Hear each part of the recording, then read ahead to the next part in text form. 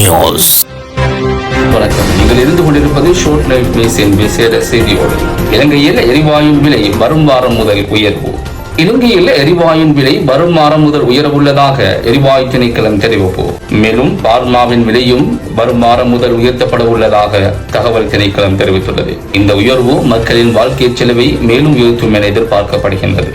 மேலதிக செய்திகளுக்கு short live நியூஸுடன் தொடர்ந்து இணைந்திருங்க. இதுதான் சான்ஸ். வார கிழமை தான் இந்த கேஸ் எடுத்து வெளியிருக்கும். உனக்கு டபுள் லாபம் எடுக்கலும்.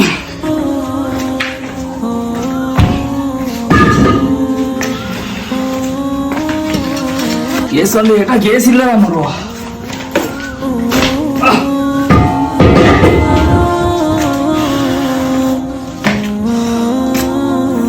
என்ன சதீஷ் பாய், நேற்று தான் சொன்னீங்க கேஸ் சீக்கிரம் மகன் அனுப்பி நான் கேஸ் இல்லைன்னு சொல்லி அனுப்பிக்கிறீங்க. இல்ல கேஸ் இல்ல போலா, கேஸ் முடிஞ்சு கேஸ் வாரகாலமே போற மாதிரி தான் வரும் கேஸ். இல்லையா? சரி, பால்மா ஒரு கிலோ தாங்களே. பால்மா ஒரு கிலோ. பால்மாம் இல்ல, பால்மா கேஸ் ரெண்டும் இல்ல, ரெண்டும் வாரகாலம். என்ன பால்மாம் இல்லையா? என்னப்பா நேற்று தான் சொன்னீங்க சாமான எல்லாம் மீக்குது கடையிலன்னு சொல்லி, இப்ப சொல்றீங்க வாரக்கிழமைக்கு போறோம் வாங்கன்னு சொல்லி. என்ன இது? அவன் சரி எடுத்து வச்சுக்கிறீங்க. காலையில தான் நியூஸ் ஒன்று பார்த்தேன், வாரக்கிழமையிலேருந்து சாமான எல்லாம் விலை கூட்டுறேன்னு சொல்லி. அதான் நீங்க சாமான இல்லான்னு சொல்றீங்க, எடுத்து தானே வச்சுக்கிறீங்க. அவன் மூலம் கேஸ் ஈக்குது. இனி வாரக்கிழமை கொடுத்தா இனி லாபம் கொஞ்சம் கூட இருக்கேளுமே. அதுதான் பார்த்தேன் வாரக்கிழமையே கொடுப்ப முடியும் சொல்லி. அதுதானே எனக்கு தெரியும் இந்த வேலை செஞ்சுப்பீங்கன்னு. சரி சரி தாங்க தாங்க. அடுத்த வந்து இங்க வாங்க ஷரீஃப் பாய். இப்ப நீங்க அல்லாஹ் பாதுகாக்கணும் உங்களை.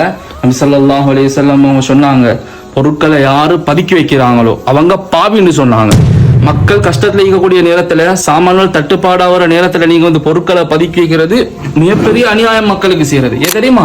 ஏன்னா மக்களை பசியில போட்டு நீங்க லாபம் காண பாக்குறீங்க. லாபம் உங்களுக்கு இப்படி காணல, அதுல பரக்கத்தும் மீக்காது. விளங்கிச்சா? எத்தனையோ புள்ளைகள் வீட்டுல அழுது கொண்டிருக்குது பால்மா இல்லாம. அதே போல எத்தனையோ வீட்டுல சாப்பாடு செய்யாம கஷ்டப்பட்டு கொண்டிருக்கிறாம கேஸ் இல்லாம.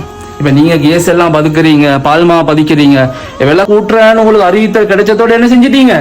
நீங்க சாமான பதுக்குறீங்க. இது ஆக பெரிய பாவம். அடுத்த வந்து நீங்க ஒரு பிசினஸ்மேன், உங்களுக்கு வேண்டிய மாதிரி வியாபாரம் செய்யலும், மக்களை ஏமாத்தலும், ஒரு பொருளை வந்து விலை கூட்டி விற்கலும், பழைய பொருள் ஒன்றை புதுசின்னு சொல்லி விற்கலும், உங்களுக்கு பொய் சொல்லலும், ஏமாத்தலும், உங்களுக்கு வேண்டியதை செய்யலும். இதெல்லாம் தான் நபி ஸல்லல்லாஹு அலைஹி வஸல்லம் அவங்க சொன்னாங்க, ஒரு நேர்மையான வியாபாரி நபிமார்களோட, சித்திகளோட, சுஹதாக்களோட இருப்பாங்கன்னு சொன்ன நபி ஸல்லல்லாஹு அலைஹி வஸல்லம்.